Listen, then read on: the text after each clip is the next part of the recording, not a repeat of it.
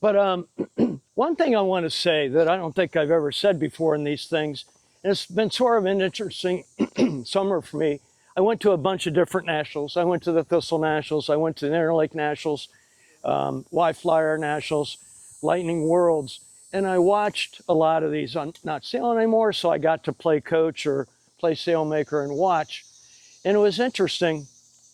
Um, you know, it's easy in a clinic like this to say, this is the way, you guys really ought to do things. And, but what I've come to, I guess, appreciate is that there is no one right way to do it. Everybody has a style, and everybody's going to, hopefully share their style with you and explain why they use their style. But I urge you to figure out what really works for you best and kind of go from there, and follow your gut. And what I would like to do throughout this day is kind of talk about the things that work for me, but then talk about some of the things we see other people doing too. It's interesting. There's so many ways to skin a cat, if you will, and so many different ways to set the boat up and make sure it goes fast. So I would like to share some of those. And as we go through it, I would love to say, this is important. This is kind of helpful. This really doesn't matter. You know what I mean? So we can really zoom in on the things that are really important and kind of go from there. But oh, thanks. I appreciate it. But it's interesting. One time we just had the Thistle Nationals a few weeks ago, and I got to go there for a few days and watch in a motorboat. And I got behind the practice day before the thing started. I got behind some guys, you'll know their names: Dave Dellenbaugh, Paul Abdullah, who's won, I think, 3 nationals, Mike Ingham, who ultimately won the nationals, and I think he's won 6 nationals. Those guys were tuning up. And then one of our guys from Cleveland, a guy named Jack Hunger, and the 4 of them were tuning up, and it was blowing about 12, which in a Thistle, the boat's overpowered. You really have to handle the boat well. You have to set it up well. And I was stoked to see, that Jack Hunger with our stuff was going really, really quick. He had good speed, he had good height, the whole bit. But what struck me watching these 3 guys that are former and present national champions, they all were doing it just a little bit different. And they all had different flavor sails, if you will, too. Two of them had my design main, which was fun. But I guess my point is, they were all going pretty much the same speed, and I was really curious to watch how the regatta played out. And we'll talk about this when we get into the tactics.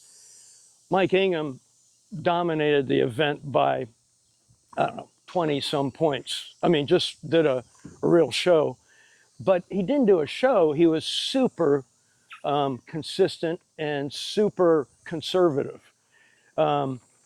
This Paul Abdullah, who's won the nationals, for example, started at the weather end of the first race, banged the right corner, and the breeze went left, and I think he finished 25th in the first race. Not a happy way to start, But Mike started in the middle of the starting line and was very conservative. And in that same way, in the way they set their boats up, there wasn't anything extreme. There wasn't anything really that made us raise our eyebrows and say, wow, that's really weird. It just all, but they were very consistent in their gear changing, in their sail trim, in their tactics, and very conservative as well.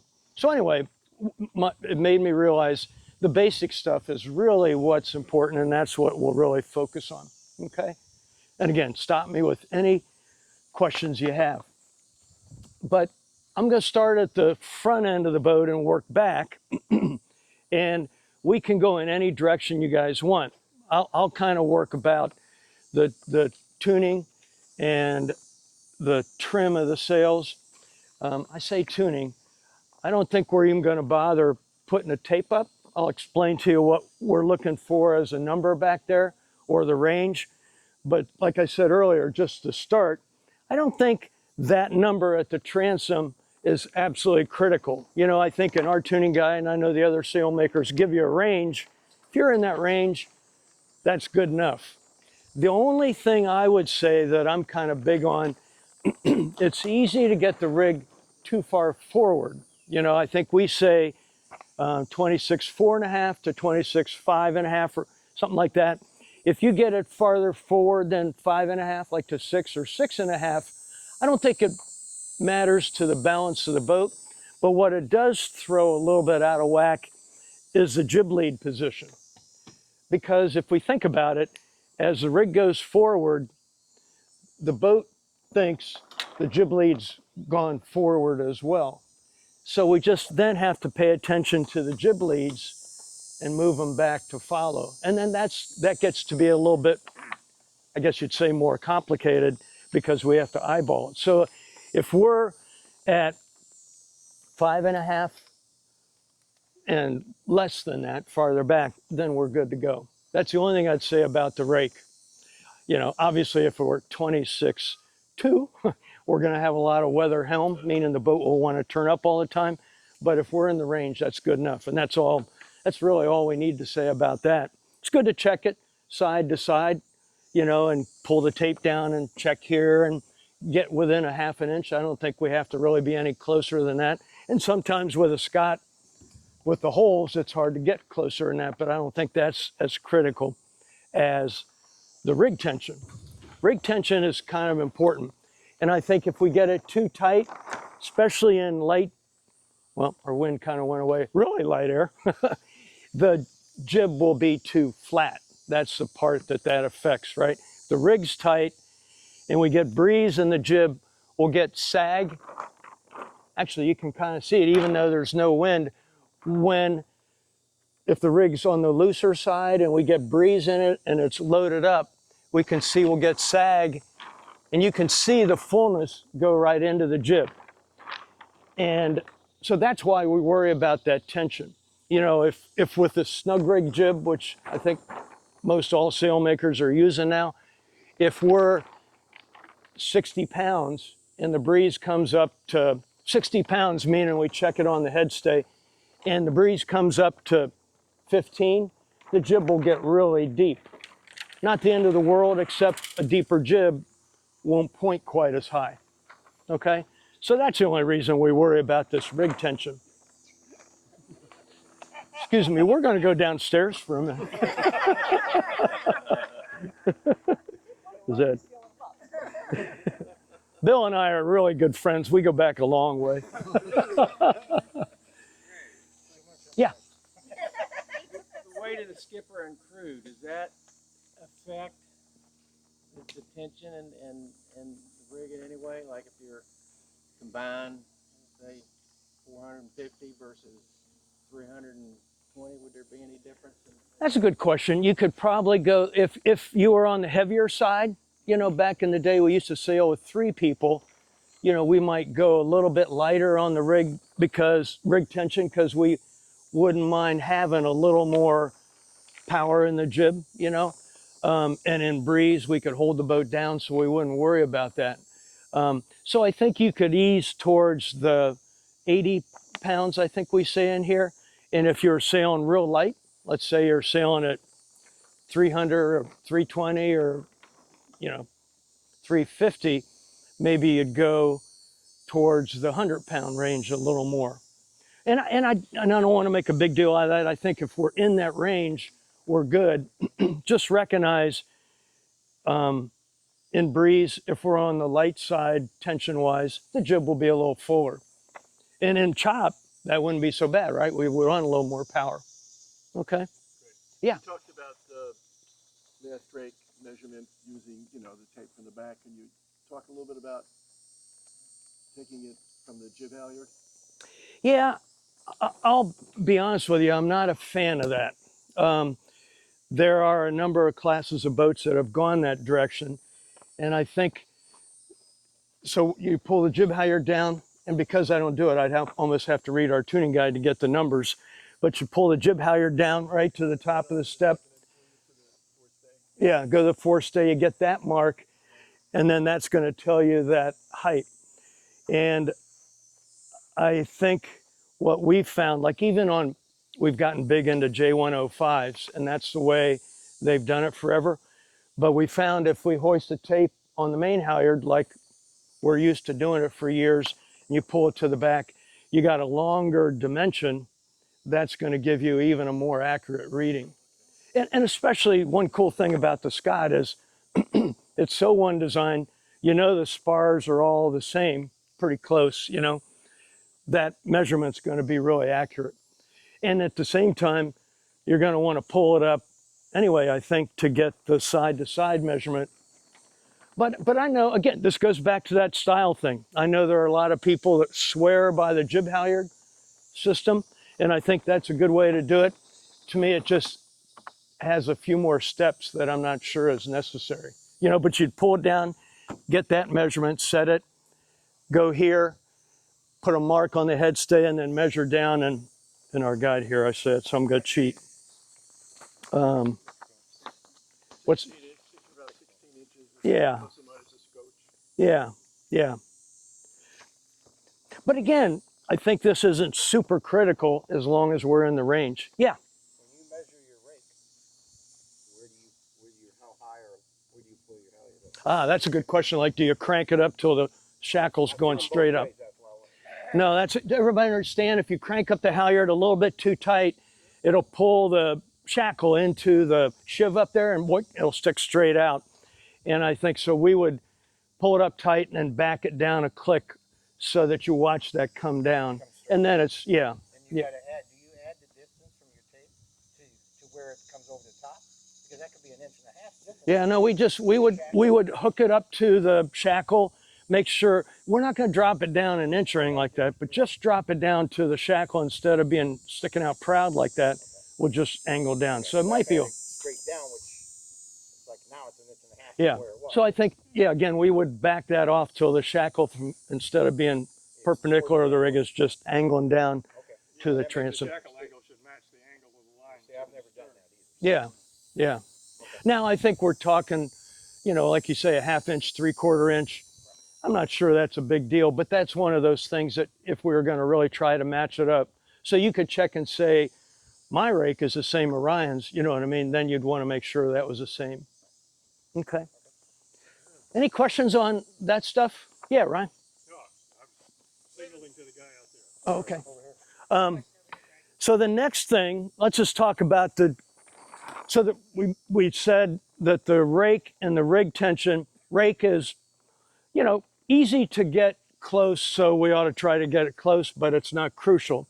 The rig tension is also easy to adjust, especially since they let you now put the turnbuckle up above instead of climbing underneath. That'll be nice. I think that's a little more important than the rake and all that, but it's not the end of the world critical. This next adjustment we're going to talk about, the halyard tension, I think is pretty important, and I'll describe that here in a second. We all know that we want to take the tack shackle and hook it around the head stay to keep the tack centered, you know. I know, I apologize saying that. Sometimes we miss that part of it. That just keeps the tack of the jib aligned with the head stay. But the tension on the jib halyard is actually pretty important. And it'll come into play when we talk about the Cunningham too on the main. If we have the jib halyard loose enough that we have sag in between the snaps, or if we have big honking wrinkles coming off the snaps, the luff is loose, the draft, or the deepest part of the sail, or the maximum curvature in the wing, will move back, right? And it's just sort of like if we pull on our shirt here, it pulls this part towards the tension. Same deal here. It'll pull the draft. Actually, you could probably see, even though we don't have any wind, you can see how it pulls the depth forward. On cue, there was a little puff. But that is real important, because if the draft is back in the sail, or the maximum curvature is back in the sail, the curve will also carry back to the leech, the back of the sail, and the leech will hook into the back of the main.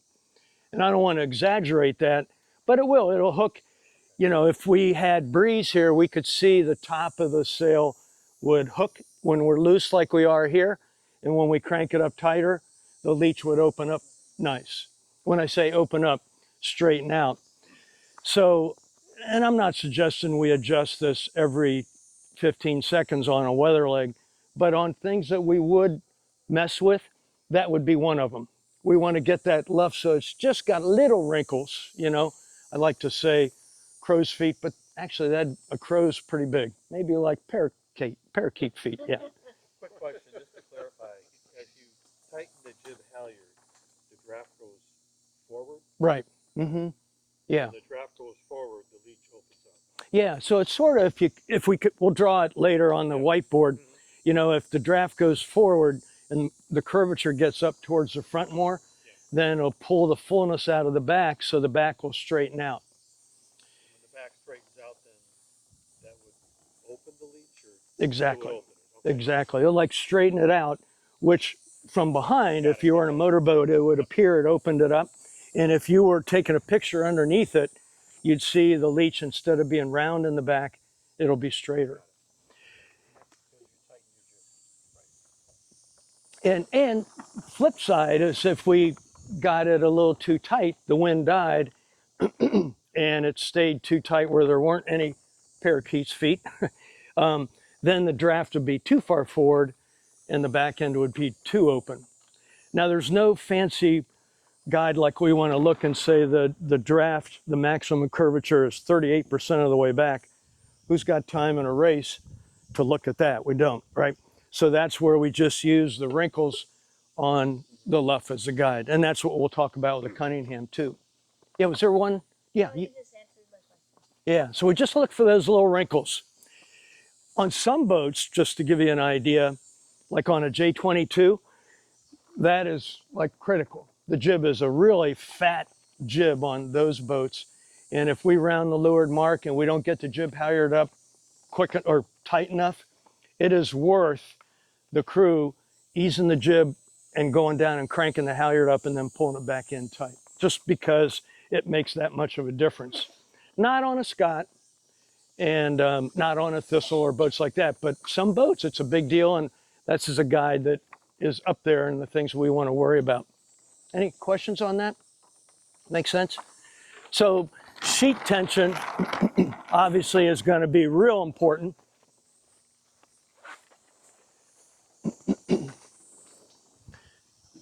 I like the way this boat's rigged. This is pretty cool with the these little bullseye things instead of the blocks, because it's lighter, and in light air the block won't hang down. It'll probably run quicker. It's pretty cool. But let's do the basic thing first. Unfortunately, we don't have wind, but see the 3 little pink telltales on the leech? That is a really cool tool. And if you don't have them on your jib, or don't have at least one, let me know. I think I have some in my car, because those tell us how the jib sheet is trimmed relative to the main, which is really what we're worried about. You know, we have the jib going around the back of the main, and that slot needs to be just right. And we need a cool guide to tell us if we got the jib trimmed too tight or the jib's too loose. And those telltales really work neat. And if it's perfect sailing, let's say 8 miles an hour, flat water, not very shifty, we can pull the jib in tighter, tighter, tighter, till the bottom telltale, the bottom pink telltale there at the top batten just starts to stall, and then we ease it back out a little bit. So those telltales will always be streaming. And if we over trim it, what we'd see is those telltales would flip around the backside of the sail and the sail stalled. And what's cool about that is really setting the jib trim to what matters, and that is the slot between the jib and the main, okay? And we put 3 of them there.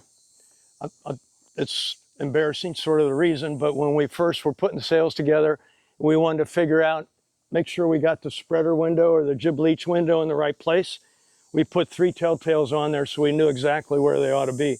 And then, as we were doing our testing and tuning and all that, we realized when those broke, gave us kind of a cool guide. And it works especially well on a Scot, where the bottom one would start to stall before the top two.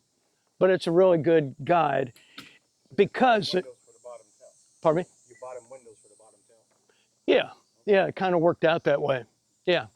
But that's a good guide for the sheet tension. We'll get into the weather sheet, but regardless of the weather sheet, how windy, how light, how lumpy, how whatever, flat water, that's really a good guide. And then the telltales along the left, are giving us the groove that we want to steer in. And I think a lot of times we read or we talk about sailing the boat with both telltales going straight back. And that tells us we got even flow over both sides of the jib. And when we have both telltales going straight back, here we're talking on the left, the green and the red, that's telling us we're in the bottom of our groove, which means we're basically in first gear with our foot to the floor trying to go accelerate. We're not trying to go as high, and we're not certainly trying to go as fast. We're trying to accelerate. Out of attack, off the starting line, our best buddy just came and tacked right on our face. We're trying to get going again, but that's going to give us the bottom of the groove. The leeward side, in this case, if the wind were on starboard tack, the red one on this side would never stall, never ever stall. That would tell us either we're off the wind too far or we've got the jib in too tight. Okay, does that make sense?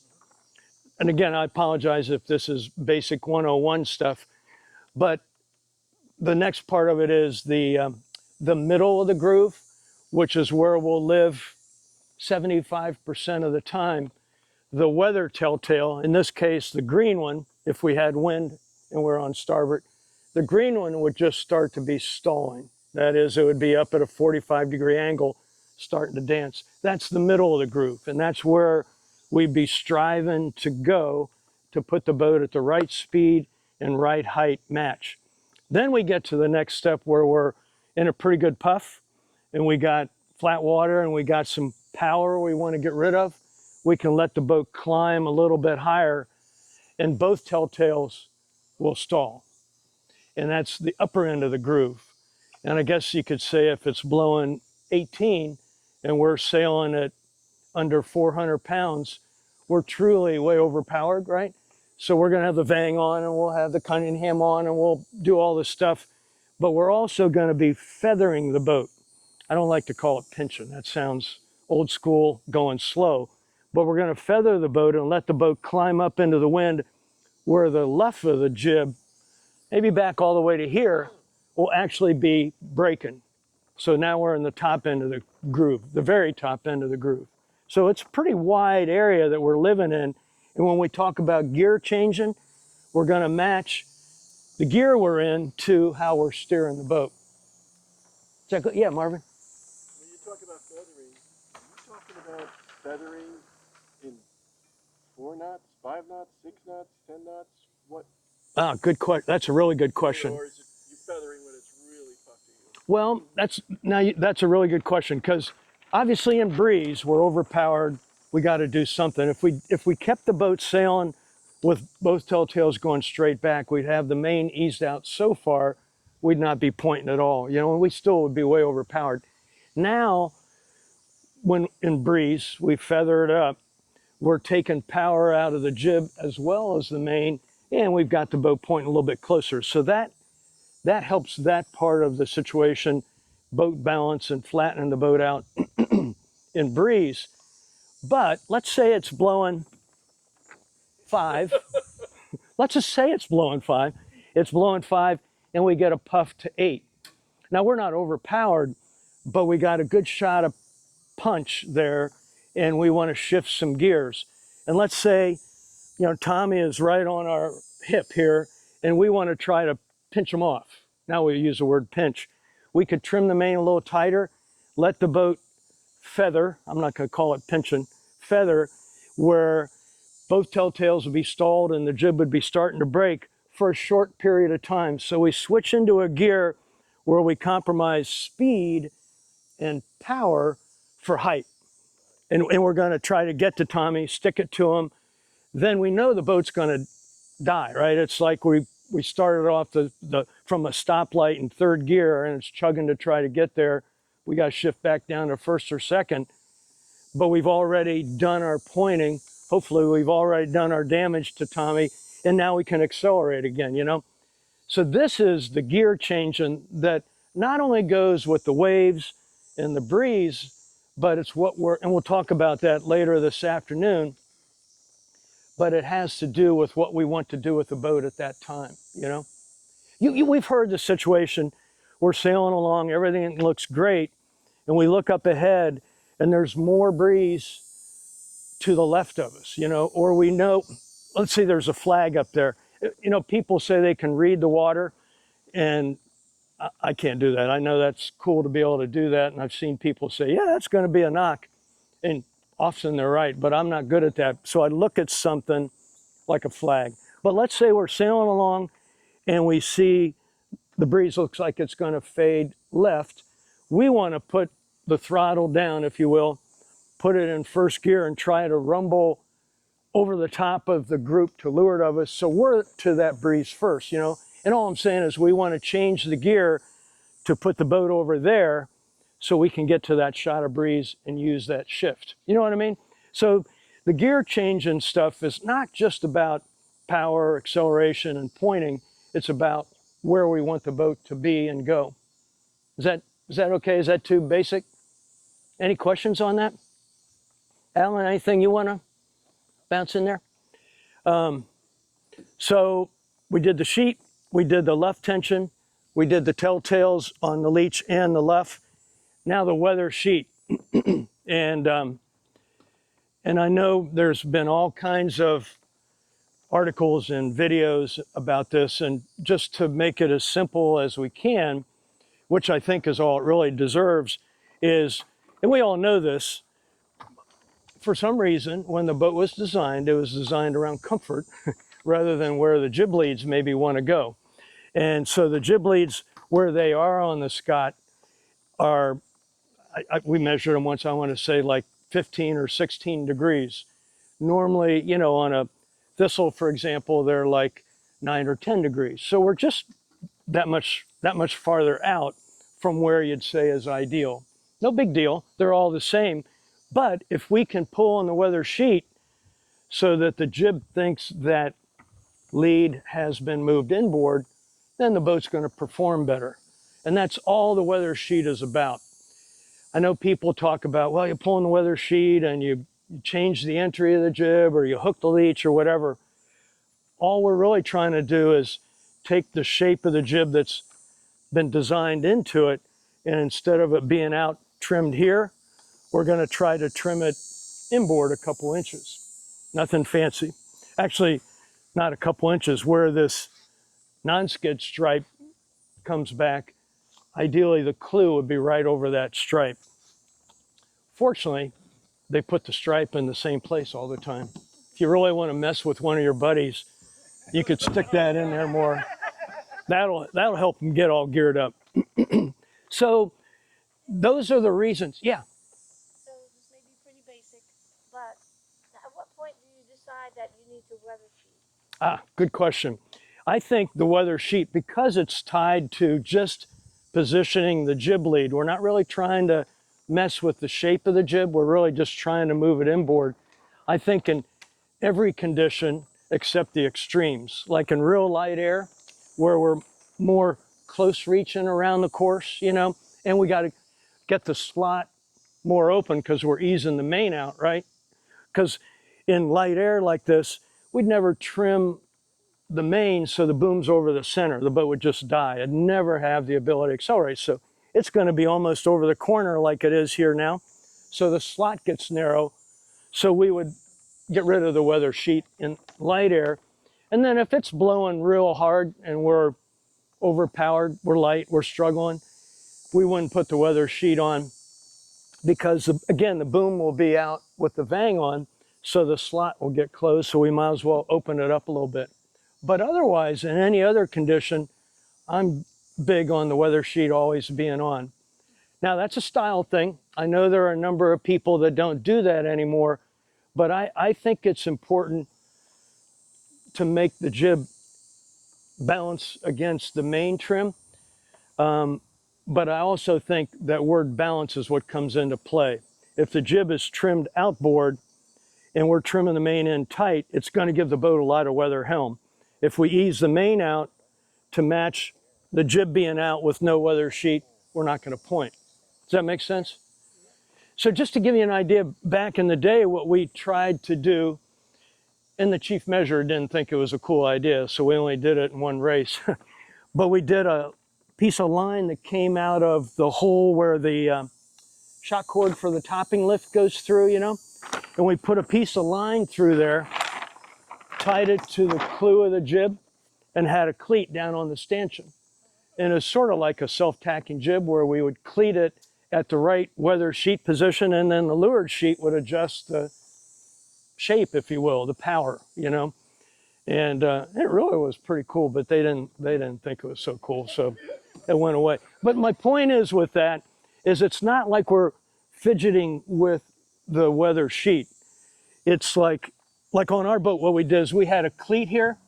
So if you were on the weather side, you came out of attack, the crew would grab the weather sheet, drop it in that cleat, and we had a tape mark where that was, and that was it. No more thinking about it. And the cool thing was when you tacked, you pull on the sheet, and it would pop out of the cleat. Yeah, Ryan? If it's helpful as a visual, correct me if I'm wrong, but basically moving that lower angle into that 10-degree line, basically for a visual, it means that you have the same slot at the top that you, at the bottom that you would at the top.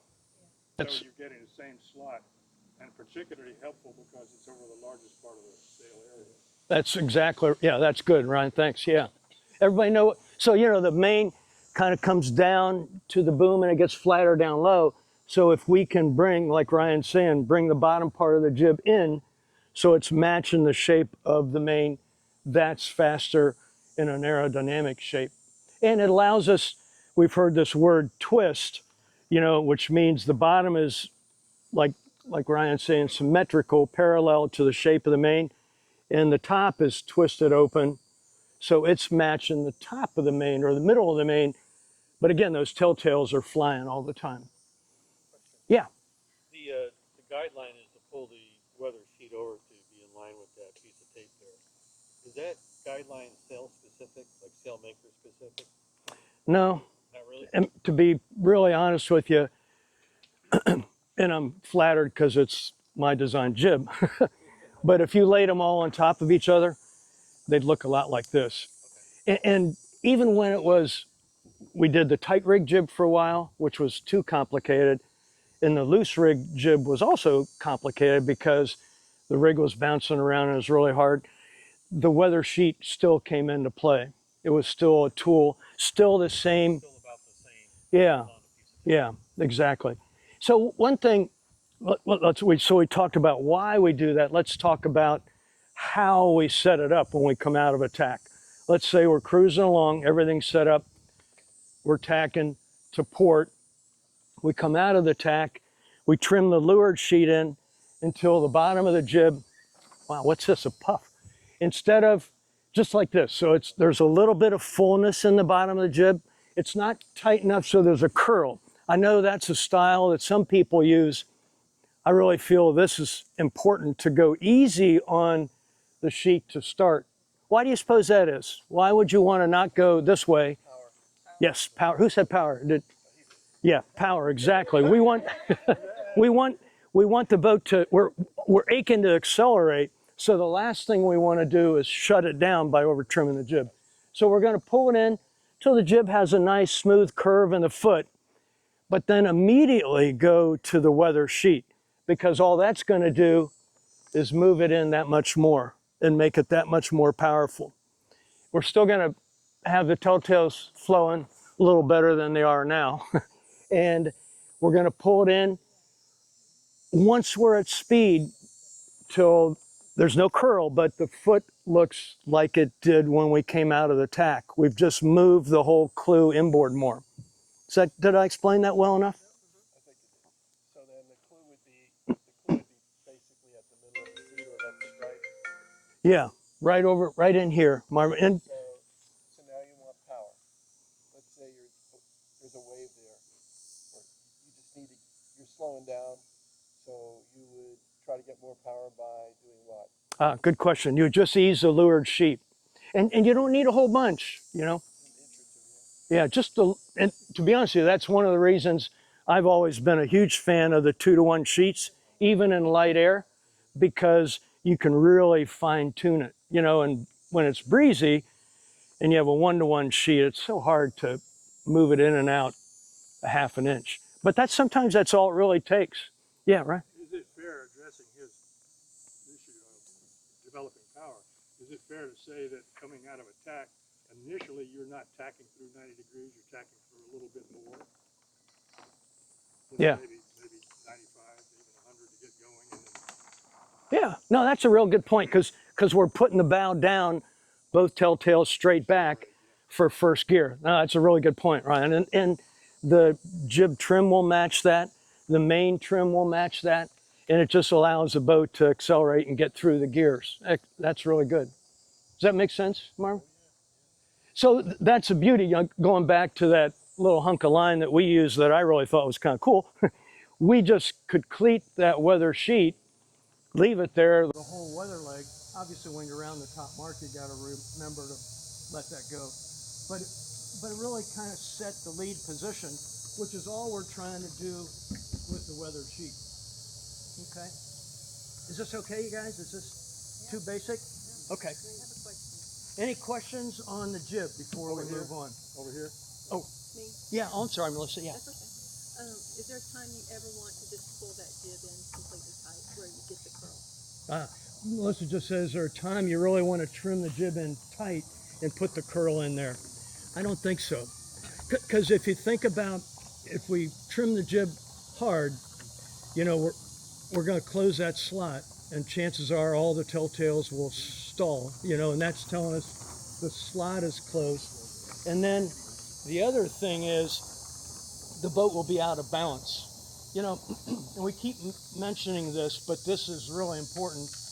When we get back to the back of the boat, we talk about the balance and the feel on the helm and all that jazz. That is #1 critical in a Flying Scot.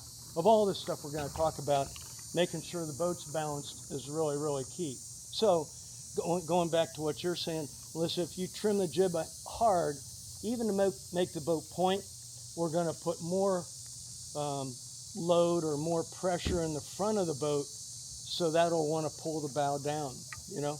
It's funny, going back to a J22, which is a really different boat. Bill knows it well. And if we were trying to point, interestingly enough, we might crack the jib out just a little bit to unload the front of the boat so the boat could point, you know. So it's a little bit different. But I think, unlike the main, the jib is kind of set the same all the time, except for, like you're saying, Marvin, going through the gears. When we're going through the gears, we're going to ease the leeward sheet. And like we were talking earlier, in the extremes in light air or real heavy air, we won't use the weather sheet, but we'll still be playing the leeward sheet to keep those telltales flowing. Okay? All right. And again, I think the 2-to-1 sheets are really neat for that. So now, the main. Let's talk first the Cunningham. Well, let's talk first the halyard, because what's a little different on the Scott versus some other boats like a Thistle or a Lightning or something like that, we maybe have a wire halyard with a bead on it, and you pull it down and you put it in a hook, and you don't have to think about it. It's like done deal. You don't have to worry about it. It's kind of nice. It checks the box and makes it a little bit less complicated. Here with the Scott, with the halyard crank, we have an adjustment. And I think that's nice because we can really tune in the halyard in all conditions, which is kind of cool. And for that reason, we cut the length of the luff just a little shorter than max, so we have that adjustment. But we want to always be able to have, with no Cunningham on, have wrinkles all the way up and down the luff. not big honking, 4-foot wrinkles, but just little guys. So you're telling that the luff is eased. And the way we would normally check this is we'd go out, go dead downwind, like on the way out to the race course, and we'd look up at the luff of the main and we'd set the main halyard so we had those little bit of wrinkles when we're going downwind. So we didn't have to mess with it when we round the weather mark. Because you never want to have the halyard be so tight that we have that big crease along the luff from the top to the bottom, So we would check it out when we're going dead downwind. Now, if the breeze comes up during the race and we go downwind, we might want to adjust that so the wrinkles are only that big.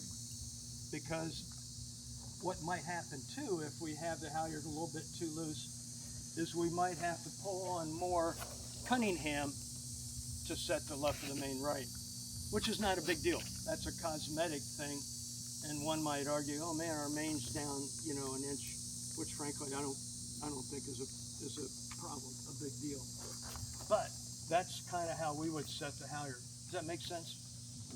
Mm-hmm. And then we would adjust it as the conditions go up and down. Not during a weather leg, be the last thing we'd worry about.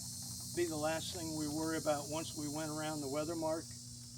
But once we're set and we're squared away, boards up, poles right height, all that jazz, we'd look at it and say, we got that hard crease behind the luff. We might back it off a click or two, or vice versa if we have big honking wrinkles along the luff. So the Cunningham, just like the jib halyard, and I wish we had more breeze to be able to show it in action, but the Cunningham, same deal, when we pull it on tighter, it'll pull the draft forward, and when we let it off, the draft will go aft. And that will also affect the curvature in the back of the sail as the draft goes back, and when we pull it forward, it'll straighten out the sail, as we said earlier. Now, what do you think if we forget the back of the sail and the power that comes out of the leech and all that jazz, but let's say we crank up the halyard too tight, or we pull in the Cunningham too tight, and we don't have the ideal wrinkles along the luff as a guide that we're going to talk about here in a second, but it's pulled the draft forward. What's one thing that's going to happen that will be there'll be a problem? Pointing. Pointing? Yeah, what was it? Pitch off the slot. Exactly, that's what I was looking for. Pointing or power's one of them, but as we pull the draft, the maximum curvature, the fullness into the slot, now we've closed the slot between the main and the jib, so our jib trimmer is going to be forced to ease the jib out, and there goes our pointing ability. Good thinking there. So we want to make sure we have the we have the luff tension set right on the main. And we could, like we said with the jib, we could get underneath the boom and look at it and say, yeah, it's 42%. We don't want to do that. That's more hassle than we need to worry about. So what we look at is just the wrinkles along the luff. And in anything other than light air, we would pull the Cunningham so that the top of the main is smooth, no hard wrinkles, smooth down to the jib leech window. And then we'd have wrinkles below that. And really, that's a guide we would kind of look at, whether it's blowing 6 or 26. Okay, 26, we're not going to be out there, but let's say 16. So that's the guide. And now talking about things that are important, the Cunningham becomes to be an important tool. And when we put the vang on more, and where we use the main sheet more to keep the boat balanced, in an ideal world, the Cunningham would follow. Because if we think about it, when we bend the mast, right, by putting the vang on hard, and we'll talk about that here in a second, we pull the vang on hard, bend the mast, the top of the main and the bottom of the main, the head and the tack, get closer together. So right there, we need to pull on the Cunningham to make it even. But also we got a little bit of cloth stretch. We got a little bit of the breezes up, so we want to make sure we keep the draft in the right place. crux of the Cunningham gets adjusted. And then we sail into a lull and we ease the main out to accelerate or keep the power on or whatever. The mast straightens up or the sail unloads. If we don't ease the Cunningham, we're going to be back with the draft forward into the slot. So I hate to say it, that's one of those adjustments that really likes to be fiddled with. Okay? Yeah. So you're using the Cunningham through virtually all conditions. Yeah. Not just heavy or wherever you want it. Right. Now But all conditions. that's a style thing that I think some people say, no, you really don't need to use a Cunningham. But I think when they get into that breeze, I think they're using the main halyard more. Yeah. And it's funny, I was talking about watching the Thistle guys before the Nationals and the three national champions. And one of them's a really good buddy of mine, and he was my tuning partner that we'd always, and he would say, no, I don't mess with the Cunningham. But I think messing comes with different terms. And he had about that much Cunningham on. So you really do need to adjust it. And that's why, frankly, I'm a real fan too of the cool gadgets they have on the trunk where you can get to the Cunningham easy. That works out pretty cool. Any questions on the Cunningham and the main halyard? Because I do think on the Scott, because the mast doesn't go through a wide range of mast bend, but it still goes through some, that Cunningham becomes a real important tool. Yeah. My question is pretty much when you're getting into that start of overpowered, in terms of putting on controls, you're starting with bang and then Cunningham, or Cunningham and then bang? Oh, that's a good question. I think you're going to fine tune the Cunningham to match the bang. And it might be one of those deals, what's the easiest to get on first? And I think that's a style thing. Maybe that's the best way to say it. But I like what you're thinking there, because is there a range that you'd go through? I think if you went to the bang first, you'd want to make sure you got to the Cunningham real quick, or the draft has moved really far back in the sail, But some of this stuff, actually that leads to another good point. Some of this stuff is more boat handling, because we're going to talk here about the balance and all that. Whatever it takes to keep the helm neutral and the boat relatively flat, and I say relatively because we got to be realistic, but the balance is going to be important. You could go to the bang first, the draft moves back a little bit more than it ideally would, and maybe you'd ease the main a foot for that second while you were getting the Cunningham on, you know what I mean? Because what's going to tell you that is the feel on the helm, Did that make sense? Is that all good? How we doing? Is this a good level, you guys, or is this too basic or too? Okay. Well, please don't hesitate with any questions. Okay. We got the bang, we got the halyard, we got the Cunningham.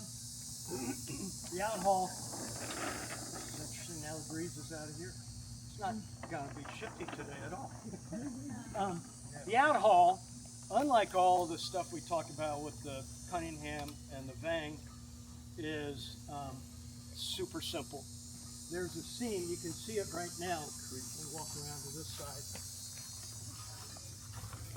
Many sailmakers build a main with a shelf foot in it here, and when you ease the outhaul off, that puts depth in the bottom of the main. And to be honest with you, I'm not sure it's as critical as we once thought it was going to be able to make the main that much deeper, because we don't adjust it much.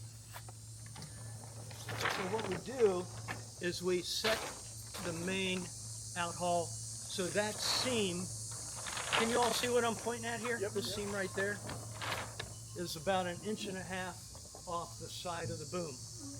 If you eyeballed it from looking down or looking up, that seam's going to be laying about 1.5 inches off the side of the boom. And it's going to be there 80% of the time. You'd think you want to make the main fatter and more powerful and light air, but then the wind struggles to get around it without the flow detaching. So we don't want to make it deeper in light to medium air or too much deeper. Um, and then in breeze, you'd think you want to just bake it on until you got a hard crease from the tack to the clew. But what that does is take fullness out of the very bottom of the main, which is where we can carry it in a breeze. So in heavy air, we would just pull the outhaul on until the seam is up against the side of the boom. Kind of like that. See what I mean? Yep. Now, if we pull it too hard, we'll get an, and it's not showing right now, but we would get a hard wrinkle in this area. Actually, if you were on this side, what you see is a hollow in this part of the main, and it just robs the boat of power. And frankly, that's as much time as we need to spend on the outhaul because it needs very little adjustment. Only time you'd mess with it while you're going upwind is if you had a huge change in velocity. It's just not that important. But you can get it too tight and you can get it too loose, and if we're anywhere in between, we're plenty good. It's just not that critical of an adjustment. Okay, any questions on that? Sometimes I'd say, well, we spent more time on that than we need to right there. We all good? You guys want to take a break or do we keep going? Want to go till lunch? Is that good, you guys? Sing out, guys. Stay or break. You want to do a 5-minute water break?